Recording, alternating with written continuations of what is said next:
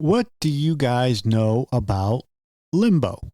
Well, today we're going to learn about the origins and the evolution of the concept of limbo, its ancient roots, what its placement on the outskirts of hell reveals about early beliefs of the afterlife, and we're going to touch on the Greek version, which is called Asphodel Meadows, the Jewish beliefs about Sheol, and the contributions of early thinkers like St. Augustine and Thomas Aquinas. And then we're going to look at how literature and events like the Reformation influenced views on limbo, and ultimately we'll get into contemporary theology, which has reshaped our understanding of what limbo is. All right, let's get into it. So it all begins with the Latin root word limbus, meaning hem or border. Limbo has been perceived as existing at the very edge of hell, a boundary that demarcates the realm of the damned from other less harrowing fates. This spatial metaphor reflects more than a mere linguistic point. It reveals how ancient civilizations approached the enigmatic concept of the afterlife. This is an era where the lines between the world of the living and the dead were blurry, necessitating zones of transition, places that were neither here nor there. Like the ancient Greeks, their own version of an in-between state known as Asphodel Meadows. It's where those who had lived lives neither exceptionally virtuous nor egregiously wicked were thought to reside. This realm isn't filled with punishment or reward, but was a place of eternal mediocrity. It's where souls existed indefinitely. It's curious to note how these distinct ancient cultures converged on the idea of such intermediary states. Each culture's interpretation adds another layer of understanding to our own concept of limbo. The Jewish concept of Sheol was envisioned as a somber place where all the dead, righteous or not, would go, a common destination that echoed the neutrality of limbo. This is still far from the purgatorial or infernal fates that would later define Christian eschatology. It certainly paved the way for the Christian brothers to develop these ideas. Before limbo was cemented into medieval theology, early Christian apocryphal texts, such as the Gospel of Nicodemus, hinted at intermediates. These were regions where the righteous awaited redemption, echoing the principles that would eventually characterize limbo. It's in these texts and thoughts we see the seeds of limbo taking root, waiting to grow into the theological framework shaped by some of Christianity's most influential thinkers in the Middle Ages. In understanding limbo's etymology and early concepts, we grasp more than the origin of a term. We glimpse the evolution of thought about the borderlands of the afterlife, an evolution deeply enmeshed in humans' quest to understand what, if anything, awaits us after our mortal journey ends. The concept of limbo, a realm perched at the brink of hell, is not unique to Christian theology. Ancient mythologies conjured up their own versions of this in-between state where souls lingered beyond our mortal coil. One stark parallel can be found in the ancient Greek underworld, specifically the Asphodel Meadows. It's already been mentioned, but might as well do it again. Here, the souls of those who lived lives of insignificance, neither marked by great virtue nor significant vice, spent their afterlife.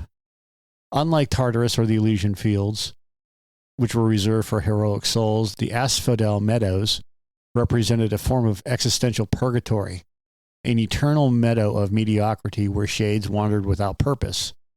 This vision of an afterlife echoed the same sentiment found in the concept of limbo, a place for those who existed on the fringes of the dichotomous moral judgments typically found in ancient religions. In addition to the Greek tradition, we find such intermediary states in various cultural beliefs. These realms acted as placeholders for souls that escaped the binary realm of punishment or reward. In a sense, these myths recognize the complexity of human life, where not all deeds could squarely fit into categories of good or evil. These mythological parallels exemplify the human attempt to rationalize and categorize the afterlife, a concept that is as enigmatic as it is diverse. Far from being an exclusive product of the Christian thought, the notion that there must be a space for the in-between suggests the universal struggle to make peace with the ambiguity inherent to the human condition and offers a profound glimpse into the psyche of our ancestors grappling with morality and existence.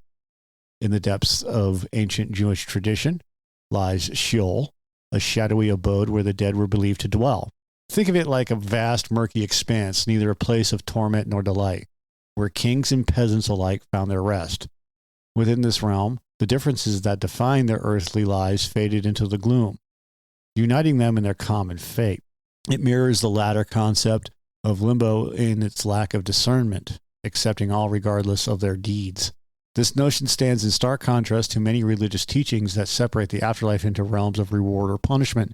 Sheol was a more democratic state, a somber gathering of souls devoid of moral judgment, and a testament to the belief that there is a space beyond death where none are favored or condemned. In the early Christian era, texts outside the canonical Bible offer us glimpses into the embryonic stages of what would become the limbo concept. The Gospel of Nicodemus is one of these texts. It paints a narrative of Christ's harrowing descent into hell. Go check out my video on Christ's descent into hell. In these writings, there is the suggestion of regions in the underworld, not entirely dissimilar to Sheol, where virtuous individuals anticipated redemption. Though not explicitly named limbo, these accounts play an integral role in the narrative of salvation history, hinting at a destiny for those who lived in the shadow of both faith and righteousness. But they were restricted from divine beatitude until the pathway of heaven was revealed by Christ's salvific act. These early Christian descriptions serve as a mosaic of beliefs, placing together the puzzle that is humanity's eternal destiny. They presented a theological stepping stone for the Middle Ages, where scholars would expand upon these fragmented concepts to assemble a more structured understanding of limbo. It's from this synthesis of Judaic and early Christian thought that the medieval theologians would draw, layering complexities and nuances to articulate the realm of limbo as we would come to know it during the epoch of religious philosophy. The notion of limbo takes on a more defined shape with the contributions of early Christian thinkers, like St. Augustine of Hippo. He grappled with the destiny of those who died without the cleansing rite of baptism. While Augustine did not explicitly name limbo, he hypothesized a place with very mild punishment, speculating on the fate of the unbaptized infants. His ideas, though tentative, set the stage for a more nuanced understanding that would emerge in medieval scholarship. As the centuries turned, the scholastic efforts of the Middle Ages brought us to a crossroads of theological thought. This is where we meet Thomas Aquinas, a huge figure in religious philosophy who crystallized the idea of limbo with two distinct categories: the limbo of the patriarchs and the limbo of infants. Aquinas articulated these concepts with a finesse that acknowledged the complexities of divine justice and human innocence. The limbo of patriarchs, sometimes called the limbo of the fathers, was envisioned as a temporary state for the souls of righteous individuals who lived before the coming of Christ. These were noble figures of faith, prophets, forefathers, who, despite their virtue, could not enter heaven until redemption had been won by Christ's sacrifice. They waited in a realm without punishment for the gates of heaven to open. This is part of the harrowing of hell, by the way. On the other side, the limbo of infants was outlined as the resting place for those who departed this life without baptism. Here, Aquinas proposed a state of natural happiness, a place free from the fires of damnation. In this limbo, souls would know no suffering, yet they would also not experience the divine glory of heaven, a poignant reflection of the time's prevailing attitudes towards original sin and the necessity of baptism for salvation. This bifurcation by medieval scholars, especially Aquinas, offered a framework for understanding the afterlife that dominated Catholic thinking for centuries. It presented a unique blend of compassion and adherence to tradition, an intersection where hope met dogma and where the innocence of youth found a special consideration in the realm of eternity.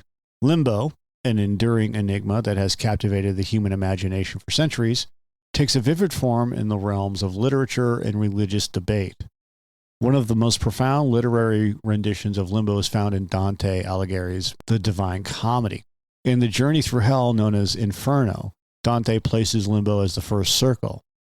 Here, the virtuous pagans who lived honorable lives yet had not known Christian baptism dwell. These souls, including illustrious poets and philosophers from antiquity, are spared the torments of the deeper hellish circles, yet they are barred from the divine light of heaven, resigned to an eternal yearning for the unattainable. Dante's sympathetic portrayal of these souls in limbo illustrates nuance. It is neither punitive nor paradisical, but rather a place of natural happiness devoid of divine grace. With his vivid descriptions, Dante has not only influenced the literary domain, but also the understanding and visualization of limbo for generations to come. Moving forward through time to the Renaissance era, which was marked by an intellectual revival and a questioning spirit, the concept of limbo faced new scrutiny. The period stimulated a broader range of ideas regarding the soul and the afterlife. Humanists, with their renewed interest in classical texts, sought to reconcile ancient philosophies with Christian thought. This led to varied interpretations of what limbo might embody within the broader context of humans' fate after death. The Reformation added another layer of complexity, as religious reformers like Martin Luther and John Calvin sought to return to what they saw as the true roots of Christian faith. They questioned traditional Catholic doctrines that lacked explicit biblical support. The concept of limbo, which did not have clear backing in Scripture, was among the teachings that some Protestant denominations rejected. Instead, they proposed alternative views of salvation and damnation that did not rely on intermediary states like limbo. And this is ironic because by challenging this and other religious beliefs, the Reformation inadvertently promoted a diversity of opinions on the nature of limbo. As individuals and sects sought to interpret religious doctrines in the light of Scripture and personal reason, limbo transitioned from a commonly accepted idea to a theological quandary among Christians. Throughout the Renaissance and Reformation, perspectives about limbo were not just passively altered. They were actively debated, examined, and redefined. In doing so, these periods deeply influenced and altered the way limbo was understood within the patchwork of Christian theology. As belief shifted and transformed, the concept of limbo, once seemingly solidified in religious and literary tradition, would find itself on the brink of a new existential challenge, one that reflected an evolving understanding of faith, the soul, and the ultimate destiny of humankind. The 20th century marked a profound shift in the Catholic Church's approach to the concept of limbo. As society moved forward, so too did theological perspective, often at the intersection of tradition and innovation. In this backdrop, Vatican II emerged as a monumental council that aimed to modernize church practices and doctrine. Within this wave of change, the discussion of limbo took on new shades. Post-Vatican II, the Church took steps away from the traditional teaching of limbo as a necessary stop for unbaptized infants or righteous individuals who predated Christ. The Council emphasized a God of mercy and love, suggesting a more inclusive possibility for salvation, independent of the strictures of limbo. As the century progressed, theological thought continued to evolve. The debate regarding the fate of unbaptized infants, which is a very tender subject, saw a renewed focus on divine mercy. Many within the church began to hope that these innocent souls could be welcomed into heaven despite the mark of original sin. This evolving understanding became more concrete with Pope Benedict XVI's tenure. In 2007, the International Theological Commission, under his guidance, published a document on the topic. Within its pages, it was stated that there are serious theological and liturgical reasons to hope that unbaptized infants who pass away might indeed partake in the beatific vision, the direct experience of God enjoyed by the blessed in heaven. This statement significantly recalibrated the Church's stance, suggesting a hopeful alternative to the age-old notion of limbo. It encouraged a view that enveloped infants historically caught in the ambiguous spiritual place within the embrace of a loving and inclusive God. While it did not outright dismiss the possibility of limbo, it tilted towards a more accepting and broader portrayal of divine love. To comprehend today's perspectives, it's essential to recognize the significant strides made over the last 100 years. These developments in the Catholic Church's understanding of limbo represent not just a theological adjustment, but a broader evolution in the pursuit of reconciling faith with hope, imbuing the journey of the soul with an optimistic lens through which to gaze upon eternity. I was hoping more for mythological stuff, but you know what? It works. Hope you all have a good day.